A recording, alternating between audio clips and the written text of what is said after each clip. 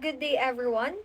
I am Franzi Joel Mariel Castillo from BSM 21, and for today, I will going to present the case of Samahan ng Magsasaka sa San Joseph, represented by Dominador Maglalang, versus Marietta Valesno, Adela, Achilles, Leandro, Honorio, Lumen, Nicolas, all surname Valesno, Randy V. Wagner, Maria Marta B. Valesno, Noelito Valesno, Mary Ann L. Valesno, Philip V. Branzuela, and Brendan V. Udrico, Maria Cristina Valesno, Benedicto V. Udrico, Gregorio V. Udrico, and Leonora V. Udrico, GR number 158314.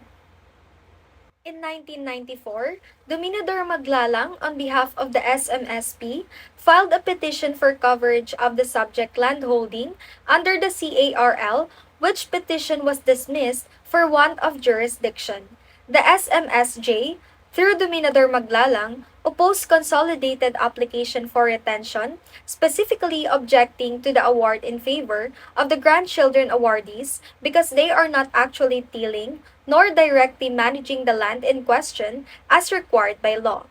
Petitioners filed a partial motion for reconsideration, assailing the right of retention of the four redemptioner grandchildren over the 12-hectare property and praying that the amended decision be rendered placing the 12 hectares under the coverage of the CARP. After the mortgage on the 12-hectare portion was foreclosed and the property sold at public auction, four grandchildren of Dr. Nicolas Valesno redeemed the same from the mortgages. On September 25, 1997, the Valesno heirs filed a consolidated application for retention and award under RA 6657.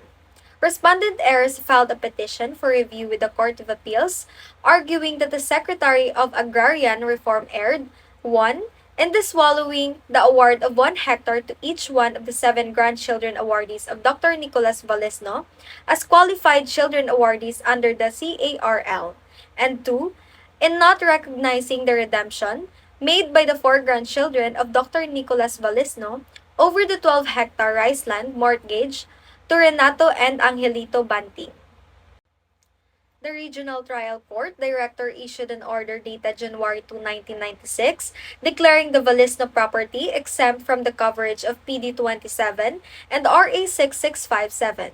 This was reversed by then Secretary Garilao, who held that the property is covered by the Comprehensive Agrarian Reform Program, subject to the retention rights of the heirs of Nicolas Sr.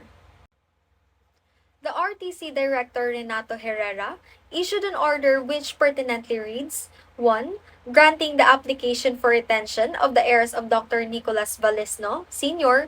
of not more than 5 hectares, each of a total of 35 hectares, title numbers 118446, 118443, 118442, 118440, 118445, 118441 and 118444 respectively, all located at La Fuente, Santa Rosa, Nueva Ecija.